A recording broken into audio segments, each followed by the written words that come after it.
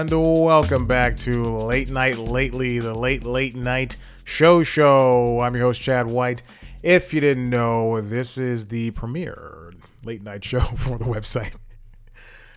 Late night podcast for the website, closecomedy.com. Like I just said, it's a website. Go there. Episode 42. If you're wondering. If you're wondering.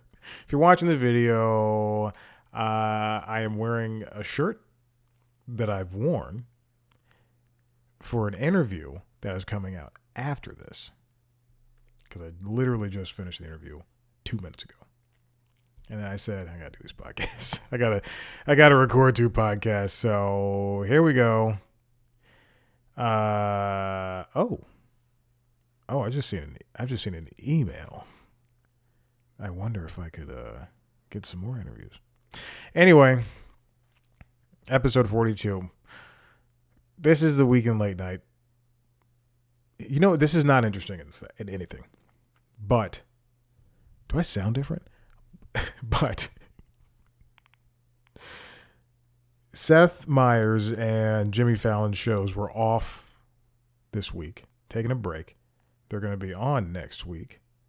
Continuing on with the to get ready for the election. Kimmel's going to be off this week, but he was on this week, and everybody else was on this week, with the exception of Monday. I don't think anybody was on Monday.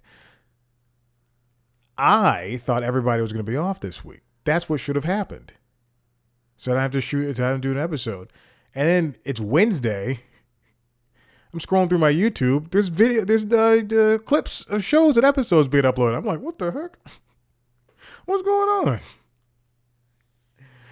on? So then today's Friday, the day I'm recording this and the day this episode comes out, I'm just blasting through episodes of Jimmy Kimmel Live, watching clips, episodes of The Daily Show, watching clips of, this is episode 43. I've been saying episode 42. God. I just opened up Pinecast, which is the platform I used for this podcast. So it was my fault. I had the thing wrong. Episode 42. I said it again. Anyway, just blasted through a bunch of clips for late night shows. So there you go. I don't know if you just heard Maverick sigh, but he had the biggest sigh. As if he's... Listen, look. Today... This is a late night show. It's not the Constitutionals. But that guy just sighed. The heaviest sigh I've heard him sigh all day. He's been sighing all afternoon. The thing is, we went for a walk, we went for a run, and then a couple hours later, we went for a walk. And on the walk, we got pet food. We got dog food and cat food. And then I stopped by this donut shop. He comes in with me. He's scared. He's so scared. Tail between his legs. He has high anxiety. He's so scared, barking, doesn't want to go inside. He was so afraid to come inside. Big, medium-sized pit. They go, oh, look at him. Does he want a donut? They gave him part of a donut. He would usually eat that. Too scared to eat it.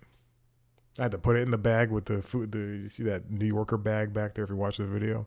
Yeah, I subscribed to the New Yorker at one point. Got that free tote bag. All right, that's been 4 minutes. Let's move on. Late night was there were. I'm going to mute the computer before I click on the video. Late night had a good amount of people in it. Let's start with the Daily Show. Daily Show.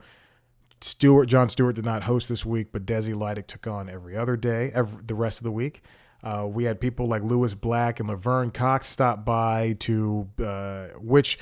Now it seems that Laverne Cox is now what? Okay, so if Lewis Black is a correspondent, and Laverne Cox is appeared in a segment, a desk segment, in the same way that John Leguizamo and Charlamagne the God and guest hosts have done, like Leslie Jones.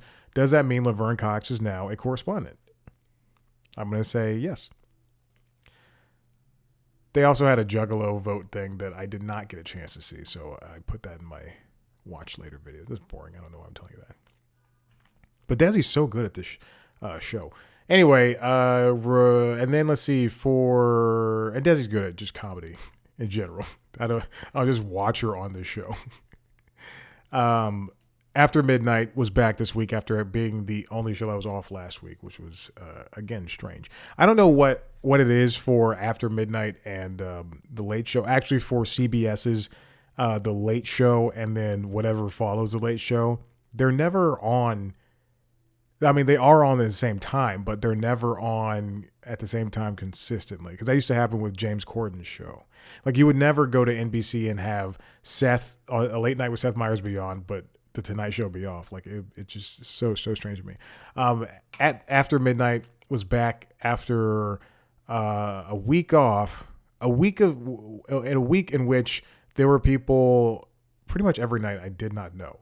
Versus this week, they had. You know what? I will say this about Paramount. They love doing cross promotion. They love it. I watched CBS this morning, which is their morning show. I watched that, and I also watched the Day Show. The Day Show is also. I'm not saying that they're not guilty of this, but CBS does this so much to a point where I'm thinking they are losing real news stories, wherein they will cover. You know, like if there's a series premiere of Matlock, that'll take up a news story slot in lieu of like a true news story. Leader of Hamas was killed. We got to talk about young Sheldon spinoff, Georgie and Margie's first marriage. I think that's what it's called. So they had Jerry O'Connell, Tawny Newsome, and Eugene Cordero from Star Trek Lower Decks on an episode of After Midnight, which also makes me think the season 5 premiere of Lower Decks is happening at some point. I like Lower Decks. It's very funny. Although I have heard Eugene and Tawny's voices on podcasts for years, so I can only imagine their faces and when they're acting in the show. So that's what's difficult. I can't lose myself in Star Trek Lower Decks. That's very true. If I've heard your voice too much because of podcasts prior to you getting like a very lucrative cartoon job, because this happens so often now. I'm not kidding. Like if Paul Scheer did it, or if Pete Holmes like did a cartoon, I'd be like, that's just Pete Holmes. I couldn't lose myself. I just can't trust it. Anyway, they also had Dylan Mulvaney and Jim Rash and Rachel Bloom, whom I love, Andy Richter and Gillian Jacobs, Guy Branum. Guy is that the second time he's? Oh, and then they also had Tom. What's his face? Tom Lennon. This feels like the second, and Aparna Nancherla. This feels like this. I see again. I was so behind on late night this week. This feels like the second. This has to be like the fourth time Thomas Lennon was on. This might be the second time Aparna was on. Might be the second time that Andy was on. Yeah, they're having a lot of repeats, which is fine. But also get the people who are on at midnight too. Kimmel had a very banner week. I don't talk about ratings often or at all because I think ratings are stupid and they're not indicative of how good a show was that night. Because let's look at Colbert. But Kimmel, when I got back from the run this morning, got back from the gym. Maverick and I went on a run afterward, came back from the run. And while I was stretching out and using the Theragun, no big deal. Side note, the Theragun I have at the time was the most powerful Theragun, and now it's been they have one with like an infrared light on it, but the head doesn't move, and that's the most powerful one because it has an infrared light on it. But from the day I bought it, like 3 or 4 years ago, one of the batteries does not charge all the way. So I have the charger just plugged in, obviously, and I have one battery on there at all times. It came with 2 batteries, and then I put one in the gun, and then use it, and I use it till it dies. Essentially, I always take off that battery that doesn't charge all the way, and it's almost always dead. Not dead. Almost always at like 40%. And then it lasts like 2 days, and then I go back to the one. Anyway, that's so boring. Kimmel's monologues are great, so I was blasting through his. I gotta stop saying blasting. I was blasting through his monologues this morning. So 30 minutes of stretching, 30 or 40 minutes of stretching, just going through 3 episodes of monologues. He also had people like Naomi Scott, Patton Oswalt, Senator Warnock, Raphael Warnock, Mila Kunis, and Morgan Freeman and Niecy Nash Betts. One of my big and Ginny performed. The only reason I recognize that is because I've heard the song that she sings, and the video has 2 million views. The one issue I have a lot of issues with a lot of things, and I have some issues with Jimmy Kimmel live shows. I still like it. I still have some issues. I don't think he hires people of color in the offices of his, and some other stuff. But I don't like it when he talks about The Bachelorette. He had the Golden Bachelorette on, and and it's not him. It's Disney. I hate that. I just don't like that. I don't like the Golden Bachelorette, and I always skip whenever he talks about it in his monologue. But he said he loves it, so who am I to judge? Colbert had... Okay. I mentioned this a couple of times in the past couple episodes wherein Stephen Colbert is so good when he's having talks with people who aren't entertainers. And I'm not saying that he can't have a conversation with Oprah or Dwayne The Rock Johnson, but what I am saying is that he's much better when he talks to people who are business people or politicians. He had on this week Jasmine Crockett. He also had on, Bob Woodward. And those are 2 people who are in the political sphere. Bob Woodward is a writer who was the biographer for Elon Musk. And I believe he just released a book this week covering the presidents. I feel like that Elon Musk book came out 6 months ago. This is how I know Bob Woodward so well. He was on one of Kara Swisher's podcasts. I believe it was on with Kara Swisher, but he was making the rounds for CBS He was also making the rounds for that Elon Musk book. And at one point he did appear on CBS Sunday Morning, which is a show I enjoy, the magazine show. But I watched almost all of his interviews because he was also on PBS NewsHour this week. So I know a lot about Bob Woodward and his thought processes and how he writes and everything. And he's a smart guy. But this is the stupidest anecdote. But I play a lot of video. I don't play a lot of video games. I play video games, and I try to get Microsoft. For Xbox, you can buy a thing called Game Pass, subscription called Game Pass. You get access to a bunch of games, to hundreds of games or something like that. I remember specifically, I was playing a game called Human Fall Flat when I was listening to the On interview with Bob Woodward. That's why I know so much. I just there's an imprint in because every time he talks, every interview I've seen this week with Bob Woodward is just, I just imagine the game Human Fall Flat, because I was trying to get an achievement in that game. And I was just like, oh God, I know too much about this guy. Let's get on to the stories. That was this week in Late Night. Let's get on to the stories. Brian Steinberg for Variety writes, NBC plans special Tonight Show to air after Sunday Night Football on November 17th. Jimmy Fallon is going to be hosting a show that is going to be following the Sunday Night Football, as I just said. But this is not the first time this has happened. This is something that used to happen, not a lot, but a few times a couple of years ago. He's going to tape a show before the New York Jets and Indianapolis Colts game. There's going to be local news between Sunday Night Football and tonight's show. And then he's going to go to, in the middle of, or after he shoots that episode, he's going to go to MetLife Stadium where he's going to do some promos for the episode, and that you'll see that night before the episode airs or during the football commercials. This is I like this type of thing. You know, it's the same thing that when Colbert airs a live and the Daily Show air live episodes during pivotal events. I don't know what what this is for.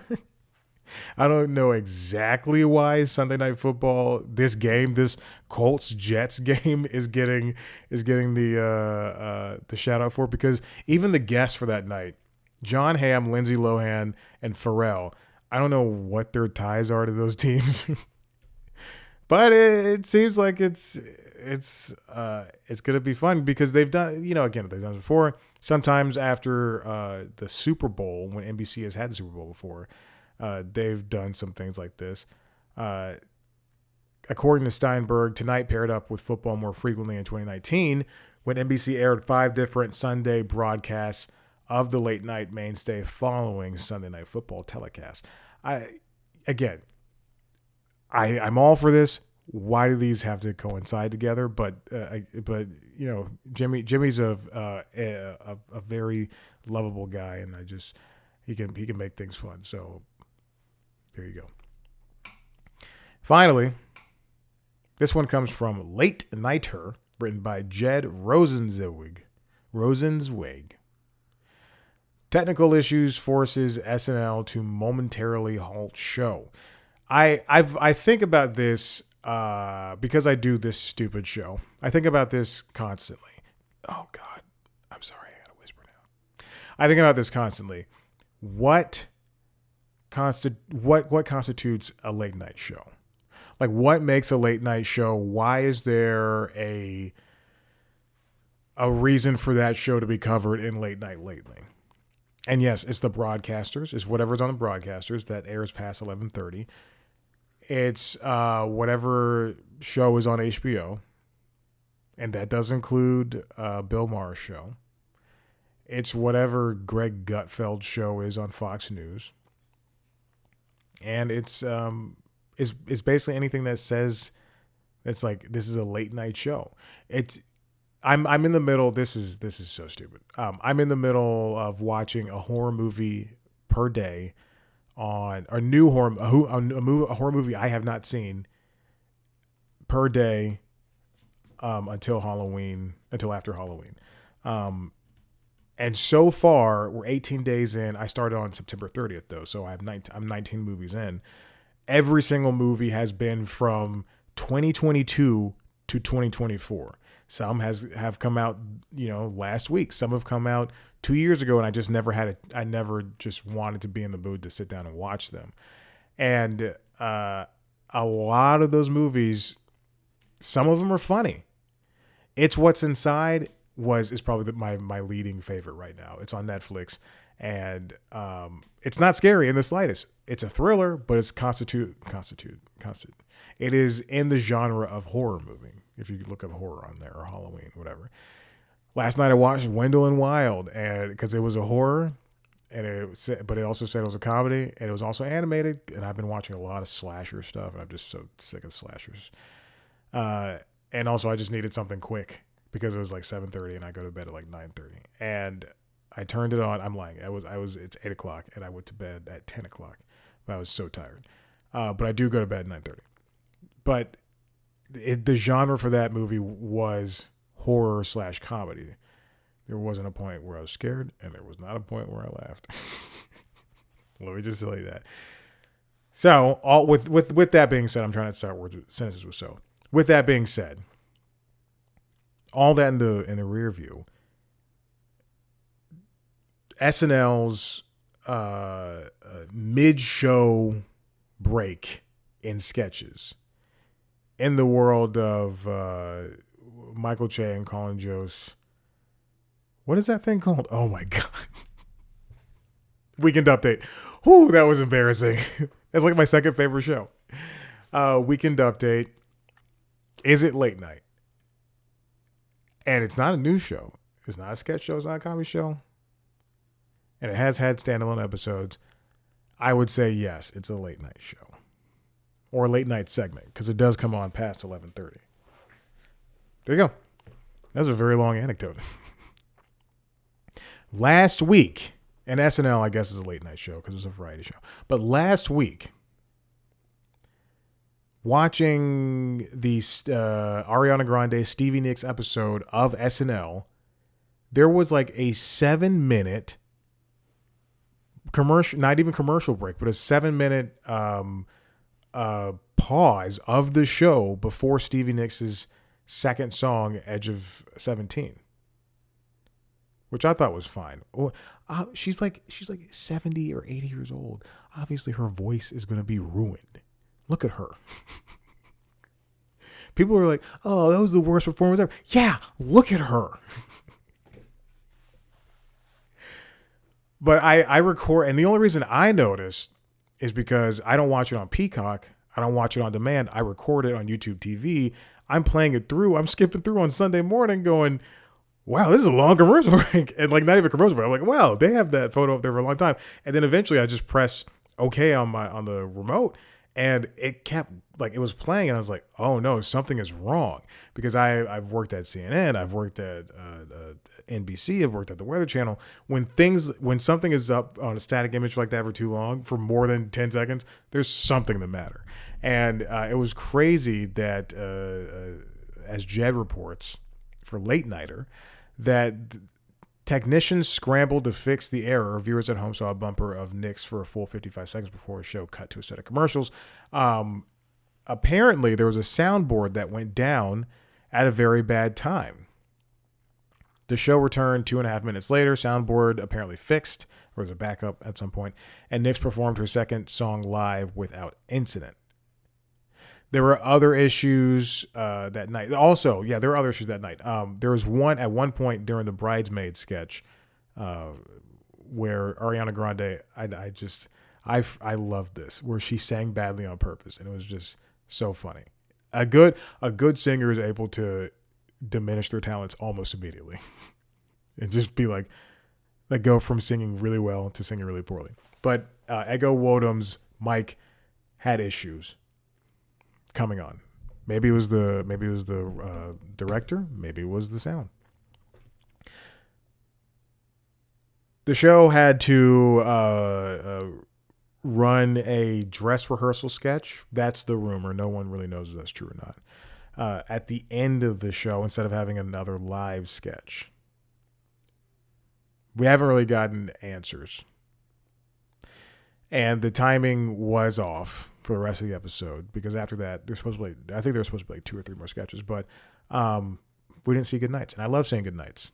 Goodnights are so emotional for me. I'm not kidding. I tear up at every goodnight. Even if an episode is not very good. I always go, they did it. They did it. But that was so interesting to see. That episode was October, I saw Saturday night on October 11th, which was the 50th anniversary of that show, which is great. I didn't even know that until after I saw the movie, but that was the 50th anniversary of that show. And then for October 12th, for them to have just kind of like the biggest mistake in years, I think, to happen on that show. Oh, the third biggest mistake. First was having Donald Trump host. Second was having Elon Musk host.